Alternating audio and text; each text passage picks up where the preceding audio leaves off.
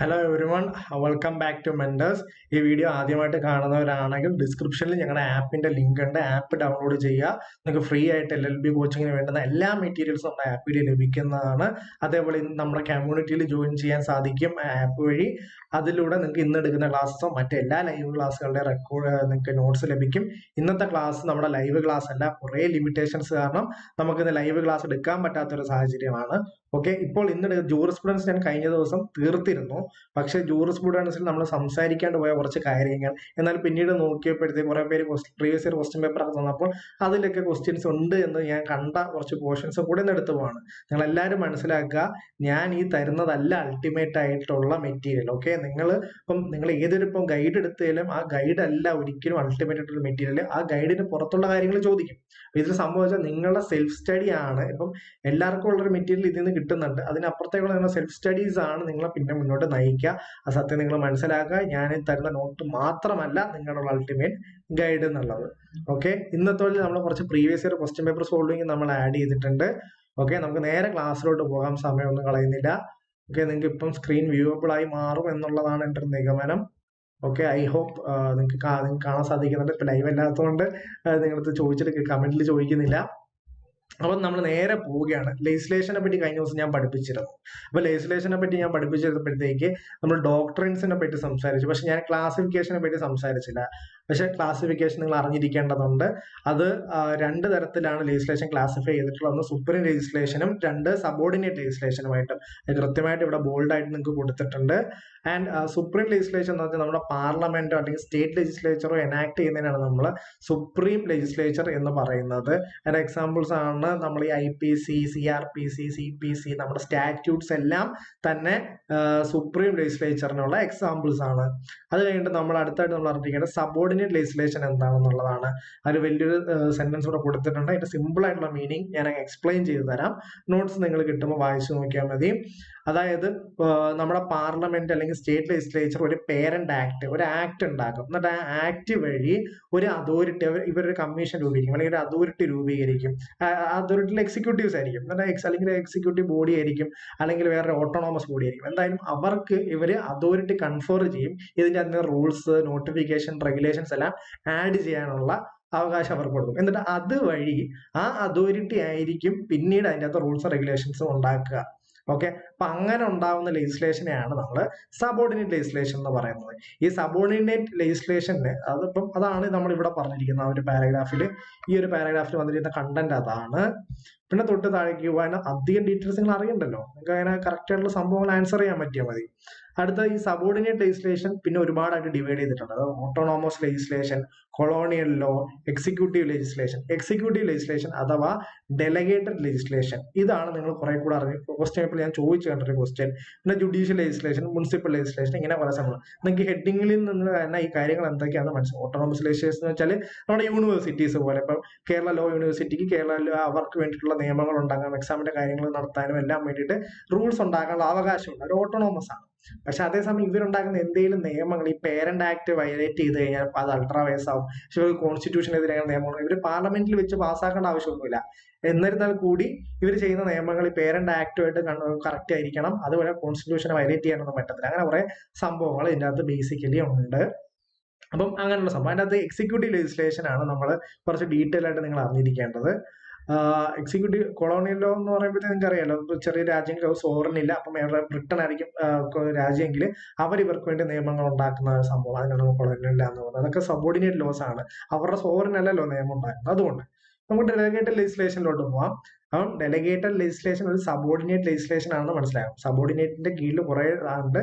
അതിൽ മെയിൻ ആയിട്ടുള്ള ആളാണ് delegated legislation. Okay, the legislature may delegate power to make rules to the executive branch of the government. Executive ബ്രാഞ്ചിന് നിയമം ഉണ്ടാക്കാനുള്ള power ആര്, നമ്മുടെ പാർലമെന്റോ അല്ലെങ്കിൽ ലെജിസ്ലേച്ചർ, സ്റ്റേറ്റ് ലെജിസ്ലേച്ചറോ കൊടുക്കുന്നതിനെയാണ് നമ്മൾ ഡെലഗേറ്റഡ് ലെജിസ്ലേച്ചർ എന്ന് പറയുന്നത്, അല്ലെങ്കിൽ എക്സിക്യൂട്ടീവ് ലെജിസ്ലേച്ചർ എന്ന് പറയുന്നത്. ഇതിന്റെ എക്സാമ്പിൾസ് ആണ് ബൈലോസ് എന്ന് പറയുന്നത്. അതായത് mines and minerals regulation act, മനസ്സിലായി എങ്ങനെ മൈനിങ് ചെയ്യുമ്പോൾ വെച്ചാൽ ഇവർ ഒരു പേരന്റ് ആക്ട് രൂപീകരിച്ച് ഇന്ന ഫ്രെയിം വർക്കിനുള്ളിൽ ഉണ്ടായിരിക്കണം എന്ന് പറഞ്ഞ കമ്മീഷൻ കൊടുക്കും. അപ്പൊ അവരിരുന്നിട്ടാണ് മൈനിങ് എങ്ങനെ കണ്ടക്ട് ചെയ്യണം, ഇതിന്റെ റൂൾസ് എന്തൊക്കെയാണ്, എന്തൊക്കെ സേഫ്റ്റി മെഷേഴ്സ് ഫോളോ ചെയ്യണം, വർക്കേഴ്സിന് എത്ര ഇതിന്റെ സാലറി കൊടുക്കേണ്ട ആവശ്യമുണ്ട്, എത്ര ടൈം കൊടുക്കേണ്ട, ഇതെല്ലാം പിന്നീട് ഈ അതോറിറ്റിയാണ് തീരുമാനിക്കുന്നത്. Okay, I hope you get it. കാരണം ലെജിസ്ലേച്ചറിന് അത്രയും കാര്യങ്ങൾ ഡീപ്പായിട്ട് പോകാനുള്ള അവർക്ക് സമയമില്ല എന്നുള്ളതാണ് എന്റെ ബേസിക് ആയിട്ടുള്ള റീസൺ. അപ്പൊ അത് നിങ്ങൾക്ക് മനസ്സിലായിട്ടുണ്ട്. അപ്പോൾ ഇതിന്റെ എക്സാമ്പിൾസ് സബോർഡിനേറ്റ് ലെജിസ്ലേച്ചറിന്റെ തന്നെ ഞാൻ എക്സാമ്പിൾസ് അതിനകത്ത് കൊടുത്തിട്ടുണ്ട്. Rules and regulations made by universities, bylaws, notifications, ഇവയെല്ലാം സബോർഡിനേറ്റ് ലെജിസ്ലേച്ചർ ആണ്. ഓക്കെ, IPC, CRPs ഇതേപോലത്തുള്ള സാധനങ്ങളാണ് സുപ്രീം ലെജിസ്ലേച്ചേഴ്സ്. ഇതേപോലെ ബൈലോസ്, എല്ലാ ബൈലോസും യൂണിവേഴ്സിറ്റി ലോസും പിന്നെ നോട്ടിഫിക്കേഷൻസും എല്ലാം നമ്മുടെ സബോർഡിനേറ്റ് ലെജിസ്ലേഷൻസ് ആണ്. അത്രയാണ് നിങ്ങൾ ഈ വിഷയത്തിൽ അറിഞ്ഞിരിക്കേണ്ട കുറച്ച് കാര്യങ്ങൾ. പിന്നെ നമ്മൾ കുറച്ച് മുന്നോട്ട് പോകുമ്പോൾ നമ്മൾ കുറച്ച് കണ്ടിരിക്കേണ്ട കുറച്ച് അറിയാണ്ട്, ഞാൻ കഴിഞ്ഞ ദിവസം ഹിസ്റ്റോറിക്കൽ സ്കൂളിനെ പറ്റി സംസാരിച്ചപ്പോഴത്തേക്ക് അതിനകത്ത് വോൾസ്ഗിസ്റ്റ് തിയറിനെ അല്ലെങ്കിൽ സവിഗ്നിയുടെ തിയറിനെ, സവിഗ്നീസ് വോൾഗിസ് തിയറി എന്നാണ് അറിയപ്പെടുന്നത്. സവിഗ്നീസ് വോൾഗിസ് തിയറിനെ പറ്റി സംസാരിച്ചിട്ടില്ല. നിങ്ങൾ മനസ്സിലാക്കുക, ഞാൻ കഴിഞ്ഞ ദിവസം കുറച്ച് സ്കൂൾസ് തന്നിട്ടുണ്ട്. അത് മാത്രമല്ല സ്കൂൾസ് ഉള്ളത്. ഓക്കെ, പോസിറ്റീവ് സ്കൂളുണ്ട്, റിയലിസ്റ്റ് സ്കൂളുണ്ട്, അമേരിക്കൻ റിയലിസം ഉണ്ട്, ഒരുപാട് സ്കൂൾസ് ഉണ്ട്. സ്കൂൾസ് ഇത്ര നമ്പർ ഓഫ് സ്കൂൾസ് എന്ന് പറഞ്ഞൊരു പ്രോപ്പർ കണക്കും ഇഷ്ടം പോലെ ആൾക്കാരുടെ ഇഷ്ടം പോലെ വ്യൂസ് ഉണ്ട്. ഓക്കെ, അപ്പം ഇത് നിങ്ങൾ ക്വസ്റ്റ്യൻ പേപ്പേഴ്സ് സോൾവ് ചെയ്യുക, ഒരുപാട് ക്വസ്റ്റ്യൻ സോൾവ് ചെയ്യുക, അതുവഴി നിങ്ങൾ ആ ക്വസ്റ്റ്യൻ ആൻസർ ആയിട്ട് പഠിച്ചു പോകുക. അങ്ങനെ നിങ്ങൾ ചെയ്യേണ്ട കാര്യങ്ങളാണ്. ഞാൻ വളരെ അധികം ചോദിക്കാൻ സാധ്യതയുള്ള കുറച്ച് പോർഷൻസ് ഞാൻ നോക്കി പോകുള്ളൂ, പറഞ്ഞു തരുന്നുള്ളൂ. ഓക്കെ, അത് നിങ്ങൾ മനസ്സിലാക്കണം. അതൊക്കെ നിങ്ങൾ കൃത്യമായിട്ട് ഇതിലെല്ലാം ഇല്ലല്ലോ എന്ന് ചിന്തിക്കരുത്. കാരണം ഒരു ബുക്കിലും അങ്ങനെ എല്ലാം ഉണ്ടാവില്ല. അപ്പൊ ഈ വോൾഗിസ് തിയറി ഇമ്പോർട്ടന്റ് ആണ്. ഞാൻ 2 ക്വസ്റ്റ്യൻസ് ഒരു വർഷം ചോദിച്ചതായിട്ട് കണ്ടിട്ടുണ്ട് previous year question paper check ചെയ്തപ്പോൾ. അതിലെ ഞാൻ ഇപ്പൊ പറയാം. അതായത് ഈ ഇതിൽ അറിഞ്ഞിരിക്കേണ്ടത് വോൾഗിസ് തിയറി പ്രൊപ്പോണ്ട് ചെയ്ത് സവിഗ്നിയാണ് എന്നുള്ള സംഭവമാണ് നിങ്ങൾ ആക്ച്വലി അറിഞ്ഞിരിക്കേണ്ടത്. ഓക്കെ, പക്ഷെ ഇതിൽ വേറൊരു തവണ ക്വസ്റ്റ്യൻ ചോദിച്ച ഒരു ചെറിയ ഇതിന്റെ ഒരു ഔട്ട്ലൈൻ തന്നിട്ട് ഇത് ആരുടെ തിയറിയാണ് അല്ലെങ്കിൽ ഇത് എന്ത് തിയറിയാണ് എന്ന് ചോദിച്ചിരുന്നു. The important contribution of subject to, ഇതിന്റെ മെയിൻ കോൺട്രിബ്യൂഷൻ എന്ന് പറയുന്നത് അണ്ടർസ്റ്റാൻഡിങ് ഓഫ് ലോ ആണ് ഇവരുടെ മെയിൻ കോൺട്രിബ്യൂഷൻ എന്ന് പറയുന്നത്. ഇവർ ഇതിൽ പറയുന്നത് വെച്ചാല് the nature of any particular system of law was a reflection of the spirit of people who evolved it. He called it Volgist. Okay, law is the manifestation of common conscience. ഇവര് പറയുന്നത് ഈ വോൾഗിസ്റ്റ് theory എന്ന് പറയുന്നത് സംഭവം, ഈ വോൾഗിസ്റ്റ് എന്ന് പറയുന്നത് തന്നെ നമ്മുടെ കോമൺ കോൺഷ്യസിനെ അദ്ദേഹം വിളിച്ച പേരാണ് വോൾഗിസ്റ്റ് എന്ന് പറയുന്നത്. ഇതിൻ്റെ അത് സംഭവം എന്ന് വെച്ചാൽ നമ്മൾ കുറെ പേര് ഒരു സമൂഹത്തിൽ ജീവിക്കുന്ന ആൾക്കാരും അവരുടെ കോൺഷ്യസ്നെസ്, അതായത് അവരുടെ സ്വയമുള്ള കോമൺ കോൺഷ്യസ്, അതിന്റെ കോമൺ റിഫ്ലക്ഷൻ ആണ് അപ്പോഴത്തെ നിയമം എന്ന് പറയുന്നത്. അതിന്റെ എക്സാമ്പിൾ ഇപ്പം ഒരു 15 വർഷം മുന്നേ ആണെങ്കിൽ ഹോമോസെക്ഷുവാലിറ്റി എന്ന് പറഞ്ഞാൽ സമൂഹത്തിന് അംഗീകരിക്കാൻ പറ്റാത്തൊരു സംഭവമായിരുന്നു, ക്രൈം ആയിരുന്നു. പക്ഷെ ഇപ്പൊ സമൂഹത്തിന്റെ കുറച്ച് നമ്മുടെ കോൺഷ്യസ്നെസ് ഇപ്പോൾ ഡെവലപ്മെന്റ് ഉണ്ടായി, അതുകൊണ്ട് നമ്മൾ ഇതിനെ അക്സെപ്റ്റ് ചെയ്യും.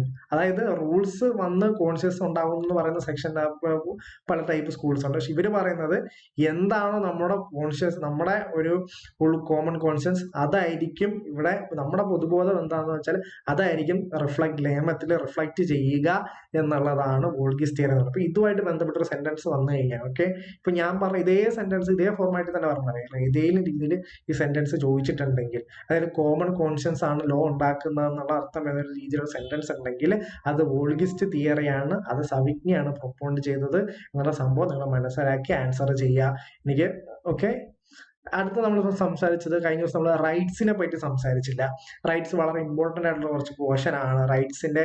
കാരണം നമ്മൾ ഓണർഷിപ്പും പൊസഷനും ഒക്കെ സംസാരിച്ചിട്ടുണ്ട്, ഞാൻ റൈറ്റ്സിനെ പറ്റി സംസാരിച്ചില്ല. എന്താണ് റൈറ്റ്?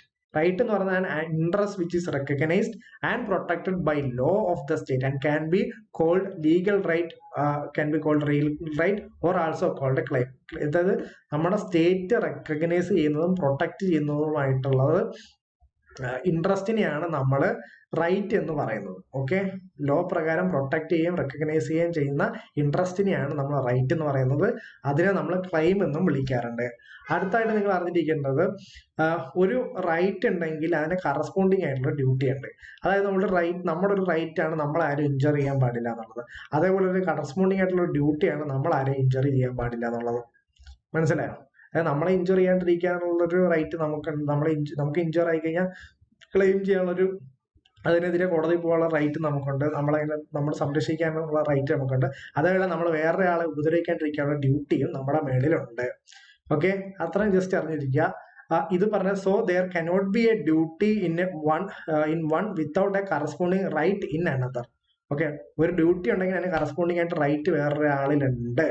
ഓക്കെ, അപ്പൊ ഈ റിലേഷനെ സംസാരിച്ച ആളുടെ പേര് സാൽമണ്ട് എന്നാണ്. സാൽമണ്ട് ആണ് ഈ സംഭവം സംസാരിച്ചിട്ടുള്ളത്, ഇങ്ങനെ പറഞ്ഞിട്ടുള്ളത്. ഏതാ, ഒരു ഹസ്ബൻഡും വൈഫും പോലെയാണ് റൈറ്റ്സ് ആൻഡ് ഡ്യൂട്ടീസ് ഉള്ളത്. ഒരിടത്ത് റൈറ്റ് ഉണ്ടെങ്കിൽ അതിന് കറസ്പോണ്ടിങ് ആയിട്ടുള്ള ഡ്യൂട്ടി ഉണ്ടെന്ന് പറയുന്നത് സാൽമണ്ട് ആണ്. ഇനി നമുക്ക് റൈറ്റിന്റെ കുറച്ച് ക്ലാസിഫിക്കേഷൻസ് പഠിക്കാനുണ്ട്. പെർഫെക്റ്റ് റൈറ്റും ഇംപെർഫെക്റ്റ് റൈറ്റും. പെർഫെക്റ്റ് റൈറ്റ് എന്ന് പറയുന്നത് which is recognised and protected by law. അത് നിങ്ങൾ വായിച്ചാൽ മതി, ഇത് സിമ്പിൾ ആണ്. അതായത് നമ്മളിപ്പോൾ ഒരാൾക്ക് പൈസ കൊടുത്തു, മനസ്സിലായോ, ആ പൈസ നമുക്ക് തിരിച്ചു കിട്ടണം, അതിന് നമുക്ക് കോടതിയിൽ പോവാം. ഓക്കെ, ഇപ്പൊ ഞാൻ കൊടുത്തിട്ട് അവൻ്റെ എനിക്കൊരു ചെക്ക് തന്നിട്ടുണ്ടായിരുന്നു, പകരമാണ് ഞാൻ പൈസ കൊടുത്തിരുന്നത്. പിന്നെ നമ്മളിത് കൊണ്ടുപോയിട്ട് ചെക്ക് മാറാൻ നോക്കുമ്പോൾ ആ ഒരു സാഹചര്യം ഉണ്ടല്ലോ, നമുക്ക് അവർ എന്തെങ്കിലും പ്രോമിസറി നോട്ടോ എന്തെങ്കിലും തന്നിട്ടുണ്ടാവും, അത് നമ്മൾ മാറാൻ ചെല്ലുമ്പോഴത്തേക്ക് നമുക്ക് കിട്ടിയില്ലെങ്കിൽ നമുക്ക് കോടതിയിൽ പോയിട്ട് അത് വാങ്ങിയെടുക്കാനുള്ള റൈറ്റ് ഉണ്ട്. അത് പെർഫെക്റ്റ് റൈറ്റ് ആണ്. ഓക്കെ, അത് പ്രൊട്ടക്റ്റഡ് അങ്ങനെ റൈറ്റ് ലോ റെക്കഗ്നൈസ് ചെയ്യുന്നുമുണ്ട്, ലോ ആ റൈറ്റിനെ പ്രൊട്ടക്ട് ചെയ്യുന്നതും ഉണ്ട്. ഇംപെർഫെക്റ്റ് റൈറ്റിന്റെ കാര്യത്തിൽ എങ്ങനെയാണെന്ന് വെച്ച് കഴിഞ്ഞാൽ ലോ അങ്ങനത്തെ ഒരു റൈറ്റ് ഉണ്ടെന്നുള്ള കാര്യം റെക്കഗ്നൈസ് ചെയ്യുന്നുണ്ട്, പക്ഷെ അത് എൻഫോഴ്സ് ചെയ്യുന്നില്ല, പക്ഷെ അതിനെ പ്രൊട്ടക്ട് ചെയ്യുന്നില്ല. അതാണ് പ്രശ്നം. അതായത് കൃത്യമായിട്ട് പറഞ്ഞിട്ടുണ്ടെങ്കിൽ ടൈം ബാർഡ് ഡെപ്ത് is an example of imperfect right. അതായത് നമുക്ക് ഒരാൾ കടം കൊടുത്തു കഴിഞ്ഞാൽ ഇത്ര കാലത്തേക്കിനുള്ളിൽ നമുക്ക് അത് തിരിച്ചു ചോദിക്കണമെന്നാണ്. കുറേ നമ്മൾ കടം കൊടുത്ത് കുറേ 20 വർഷം, എല്ലാത്തിനും ലിമിറ്റേഷൻ ആക്ട് എന്ന് പറഞ്ഞ ആക്ട് അത് പറയുന്നുണ്ട് എത്ര കാലത്തേക്കാണ് നമുക്കൊരു ക്ലെയിം നടത്താൻ പറ്റുക എന്നുള്ളത്. ഒരാൾക്കൊരു വസ്തു നമ്മൾ 20 കൊല്ലം കൊടുത്തു കഴിഞ്ഞാൽ 20 കൊല്ലത്തിന് ശേഷം പോയി വാങ്ങാൻ പറ്റില്ല, അങ്ങനെ കുറേ ലിമിറ്റേഷൻസ് ഉണ്ട്. അപ്പം ആ പീരീഡ് കഴിഞ്ഞിട്ടാണ് പോകുന്നതെങ്കിൽ ലോ റെക്കഗ്നൈസ് ചെയ്യുന്നുണ്ട്, ശരി നിങ്ങൾക്ക് കിട്ടേണ്ട പൈസയാണ്, അത് അയാൾ തന്നാ വാങ്ങാം, പക്ഷെ പ്രൊട്ടക്ട് ചെയ്യുന്നില്ല. ഓക്കെ, അപ്പം ടൈം ബാർ ഡെപ്ത് ആണ് ഇംപെർഫെക്റ്റ് റൈറ്റ്. ലോ റെക്കഗ്നൈസ് ചെയ്യുന്നുണ്ട്, പക്ഷെ ഇംപെർഫെക്റ്റ് റൈറ്റ് ആണ്, പക്ഷെ ലോ അതിനെ പ്രൊട്ടക്ട് ചെയ്യില്ല. ഓക്കെ, ഇതിൽ നിങ്ങൾ അറിഞ്ഞിരിക്കേണ്ട ഒരു ലീഗൽ മാക്സിമം ഉണ്ട്, ഒബി ജസ് ഇബി റെമഡിയം. When there is a remedy, when there is a right there is a remedy. അതിന്റെ എക്സെപ്ഷൻ ആണ് ഈ പറഞ്ഞ കേസ്. അത് ഇദ്ദേഹത്തിന് റൈറ്റ് ഉണ്ട് അത് ക്ലെയിം ചെയ്യാനുള്ളത്, പക്ഷേ അദ്ദേഹത്തിന്റെ റെമഡി ലോ കൊടുക്കുന്നില്ല, അദ്ദേഹത്തിന് റെമഡി ഇല്ല ഇവിടെ. ഇത് സാധാരണ സംഭവിക്കാത്ത ഒരു എക്സെപ്ഷണൽ ആയിട്ടുള്ള കേസാണ്. പിന്നെ ഈ സംഭവം ഓർത്ത് ചെയ്യുക, ഉബിജസ് ഇബി റെമഡിയം, when there is a right there is a remedy. Okay, ഇത് നിങ്ങൾ ഓർത്ത് വെച്ചിരിക്കുക. അടുത്ത നിങ്ങൾ അറിഞ്ഞിരിക്കേണ്ടത്, ഇത് ചോദിച്ച് കണ്ടിട്ടില്ല എന്നാലും positive right and negative right. വളരെ സിമ്പിൾ ആണ് പഠിക്കാൻ.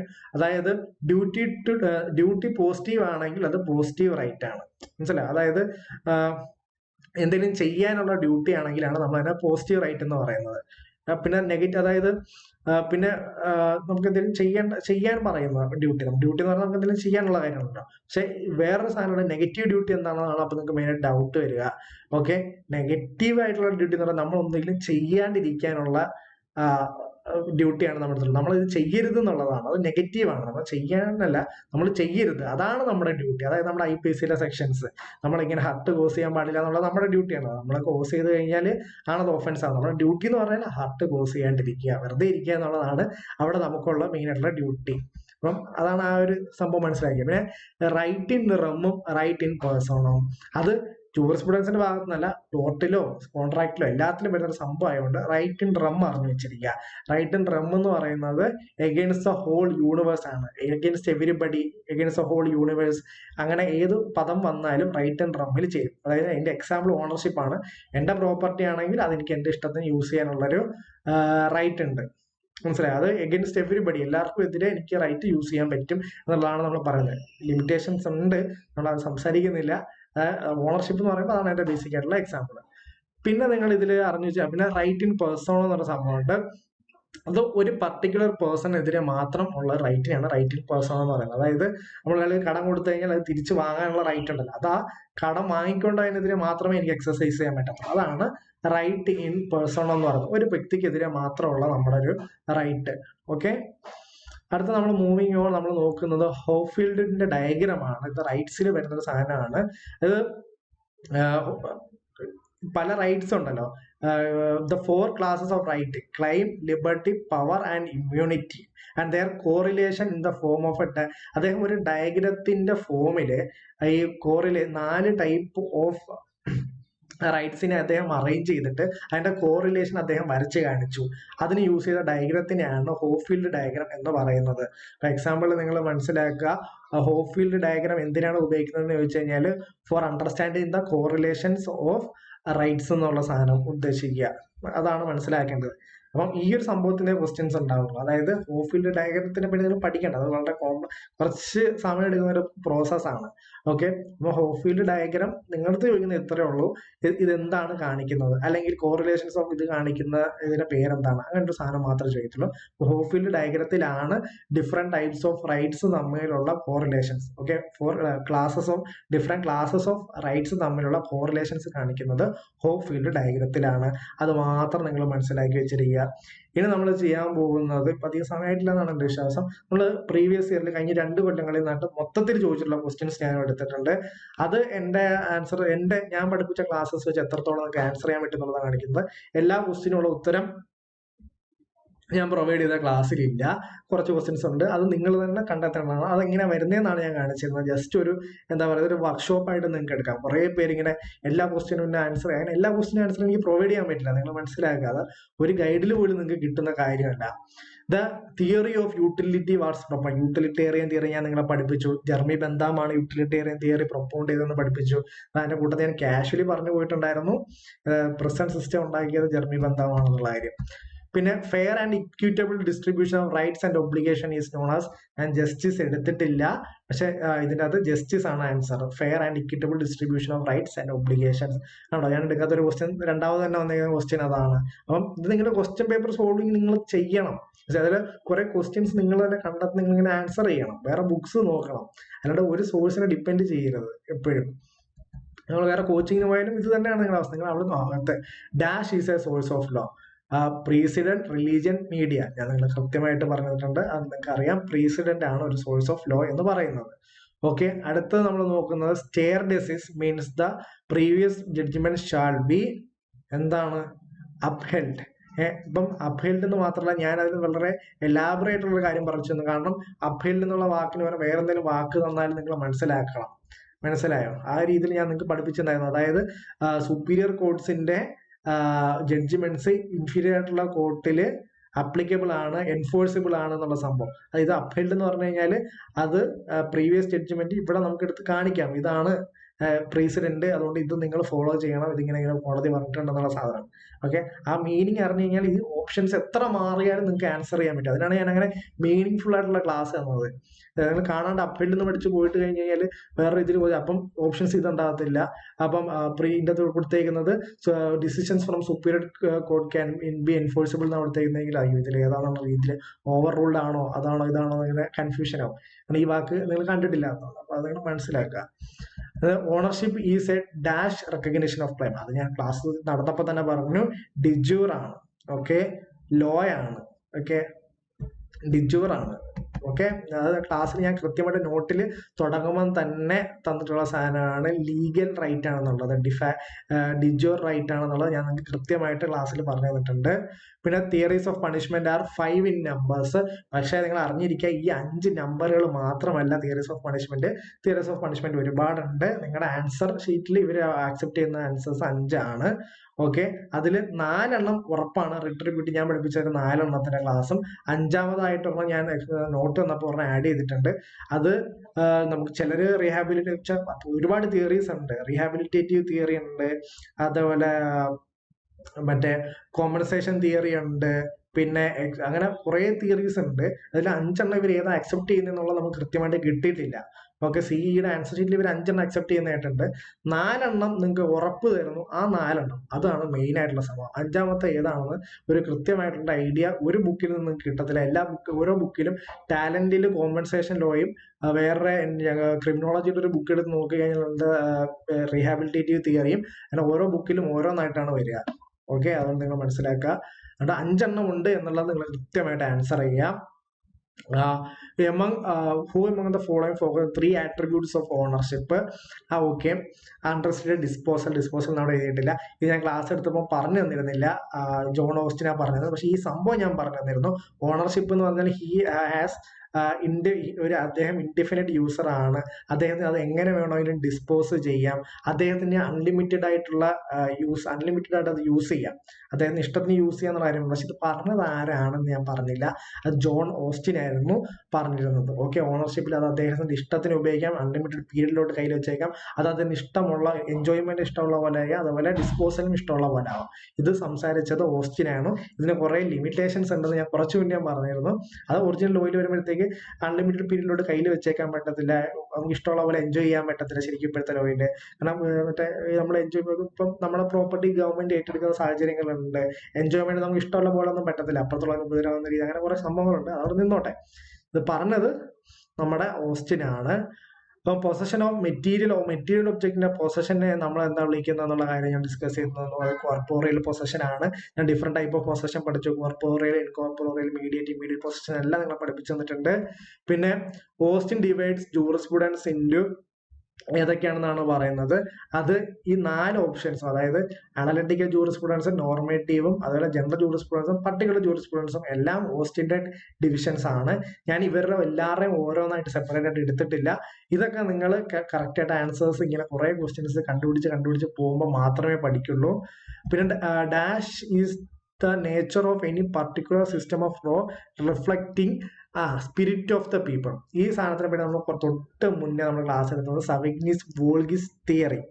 Okay, spirit of the people, common conscious, ഈ സാധനം എല്ലാം വരുന്നത് നമ്മുടെ ആറിലാണ്, സവിഗ്നിസ് വോൾഗിസ് തിയറിക്കകത്താണ് വരുന്നത്. Okay, spirit of the people, common പീപ്പിളിന്റെ കോൺഷ്യസ്, അല്ലെങ്കിൽ ഇവരുടെ ആൾക്കാരുടെ ഒരു സ്പിരിറ്റ് അനുസരിച്ചാണ്, അവരുടെ കോൺഷ്യസ് അനുസരിച്ചാണ്, അവരുടെ ആ ഒരു ഇൻട്രസ്റ്റ് അനുസരിച്ചാണ് നിയമങ്ങൾ വരുന്നത് എന്നുള്ളത് വോൾഗിസ്റ്റ് തിയറിയിലാണ് പറയുന്നത്, സവിഗ്നിയുടെ വോൾഗിസ്റ്റ് തിയറിയിലാണ് വരുന്നത്. അടുത്തായിട്ട് jurisprudence is impossible unless it is precedent by comparative law. ഇതിനെപ്പറ്റി ഞാൻ ക്ലാസ് എടുത്തിട്ടില്ല, ഇത് നിങ്ങൾ കാണാണ്ട് പഠിച്ച് പോകാനേ പറ്റത്തുള്ളൂ. ഹോളണ്ട് ആണ് ഇത് പറഞ്ഞിട്ടുള്ളത്.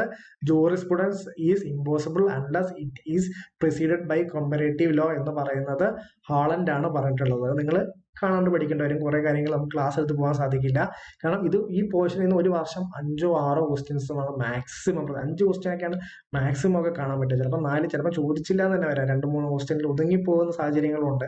അത്രയും ഡീറ്റെയിൽ ആയിട്ട് IPC എടുത്ത പോലെ ക്ലാസ് എടുക്കില്ല, ഇതാണ് അവസാനം. Okay, which one is the modern source of law, അതെന്ന് പറഞ്ഞ ലെജിസ്ലേഷൻ ആണ്. അപ്പം ഇത് നിങ്ങൾ മോഡേൺ സോഴ്സസ് ഓഫ് ലോയെ ഞാൻ പഠിപ്പിച്ചിട്ടുള്ളൂ, അതിൽ മോഡേൺ സോഴ്സ് ഏതാണ് ഞാൻ പഠിപ്പിച്ചിട്ടില്ല. അപ്പൊ അത് ഈ ക്വസ്റ്റ്യൻ ഇതാണ് നമ്മളിപ്പോൾ അറിഞ്ഞു പോകുന്നത്.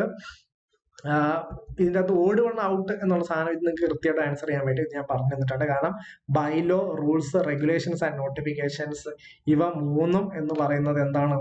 ഇവ 3 സബോർഡിനേറ്റ് ലോ ആണ്. സ്റ്റാറ്റ്യൂട്ട് എന്ന് പറയുന്നത് സുപ്രീം ലോ ആണ്. ഇത് ഞാൻ പറഞ്ഞിട്ടുണ്ട്. IPC, CPC, CRPC മുതലായ സംഭവങ്ങളെല്ലാം സ്റ്റാറ്റ്യൂട്ട് ആണ്. സ്റ്റാറ്റ്യൂട്ട് ഏത് സ്റ്റാറ്റ്യൂട്ട് ആയാലും അത് മോസ്റ്റ് സ്റ്റാറ്റ്യൂട്ട് ആണ് സുപ്രീം ലോ. അത് നിങ്ങൾ മനസ്സിലാക്കിയേക്കുക. അത് ആൻസർ ചെയ്യാൻ തന്നെയാണ് ഞാൻ ചെയ്ത് നോക്കിയതാണ്. അടുത്തത് നമ്മൾ professor grey is A popular English tourist ആണ്. അത് പറഞ്ഞതില്ല, കാരണം നിങ്ങളിപ്പം എന്താ പറയുക, നിങ്ങൾ സ്വയം നിങ്ങളൊന്ന് കണ്ടെത്തേണ്ട കാര്യങ്ങളാണ്. സവിഗ്നി, അതേപോലെ ഓസ്റ്റിൻ, അതേപോലെ ഗ്രേ, ഇവരുടെ എല്ലാ നാഷണാലിറ്റി അല്ലെങ്കിൽ ഏത് ടൂറിസ്റ്റ് ആണ്, ഏത് രാജ്യത്തെ ടൂറിസ്റ്റ് ആണെന്ന് നിങ്ങൾ അറിഞ്ഞിരിക്കുക. ഈ കെൽസണൊക്കെ അമേരിക്കൻ ടൂറിസ്റ്റ് ആണെന്നാണ് എൻ്റെ ഒരു നിഗമനം. നിങ്ങൾ തന്നെ ജസ്റ്റ് ഒന്ന് നോക്കേണ്ട വരും. അടുത്തത് ഇതിൽ ഏത് സ്റ്റേറ്റ്മെന്റ് ആണ് നോട്ട് കറക്റ്റ് എന്നുള്ള സാധനമാണ്. അതിപ്പോൾ ഞാൻ ഫുള്ള് വായിക്കുന്നില്ല, നമ്മുടെ സമയം കുറെ പോകും. നോട്ട്സ് ഞാൻ ആഡ് ചെയ്ത് തരുന്നുണ്ട്. ഇതിൽ ആൻസർ പ്രൊവൈഡ് ചെയ്തേക്കുന്നത് C ആണ്. Every judgement must be supported by റേഷ്യോ ഡിസിൻ ഒബിക്ടർ ഡിക്റ്റ. ഒബിക്ടർ ഡിക്റ്റ ഒരു ജഡ്ജ്മെന്റിൽ സപ്പോർട്ടിംഗ് ആയിട്ട് വേണമെന്ന് യാതൊരു നിർബന്ധവും ഇല്ല. കാരണം മിയർ സേ ബൈ വേ, ഓർമ്മയുണ്ടല്ലോ ഞാൻ ക്ലാസ് എടുത്തിട്ടുള്ള മിയർ സേ ബൈ വേ ആണ്. അതായത് ജഡ്ജ്മെന്റിൽ പറഞ്ഞു പോകുന്ന ഒരു സംഭവമാണ്. അത് ഇമ്പോർട്ടന്റ് ബൈൻഡിങ് ആയിട്ടുള്ള ഒരു സംഭവമല്ല എന്ന് ഞാൻ ക്ലാസ് എടുത്തപ്പോൾ പറഞ്ഞിട്ടുണ്ട്, എനിക്ക് തീർച്ചയാണ്. വാംബർഗ് തിയറി ഈസ് റിലേറ്റഡ് ടു, ഇത് ഞാൻ നിങ്ങളെ പഠിപ്പിച്ചിട്ടില്ല. പ്രസിഡന്റ്, വാംബർഗ് തിയറി റിലേറ്റ് ചെയ്തിരിക്കുന്നത് പ്രസിഡന്റുമായിട്ടാണ്. ഇതേപടി ഞാൻ നിങ്ങൾക്ക് കൃത്യമായിട്ട് ക്ലാസ് എടുത്ത് തന്നിട്ടില്ല, അത് അത്ര ഡീറ്റെയിൽ ആയിട്ട് അറിഞ്ഞിരിക്കേണ്ട.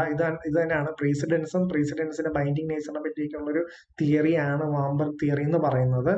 അത് നിങ്ങളിങ്ങനെ തന്നെ ഇപ്പം മറ്റേ സവിഗ്നി വോൾഗിസ്റ്റ് തിയറി ഞാൻ പറഞ്ഞല്ലോ, അതാണ് കോമൺ പീപ്പിളിന്റെ ഇൻട്രസ്റ്റ് അല്ലെങ്കിൽ കോമൺ പീപ്പിളിന്റെ കോൺഷ്യസ് എന്താണ് ലോ കാണിക്കുന്നത്. അതേപോലെ നിങ്ങൾ അറിയാം പ്രസിഡന്റായിട്ട് റിലേറ്റഡ് ആയിട്ടുള്ള തിയറിയാണ് വാംബർഗ് തിയറി എന്ന് പറയുന്നത്.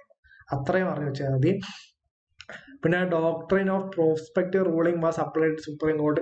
ഞാൻ ചില കാര്യത്തിൽ വളരെ സത്യസന്ധമായിരിക്കും. ഈ ക്വസ്റ്റ്യൻ ചോദിച്ചാൽ എനിക്ക് ഉത്തരം അറിയില്ല, ഓക്കെ, എനിക്ക് സത്യസന്ധമായിട്ട് എനിക്ക് ഉത്തരമില്ല. എനിക്ക് അത്രയും ജഡ്ജ്മെന്റ്സ് ഒന്നും കാണാണ്ട് അറിയുന്ന ഒരാളല്ല.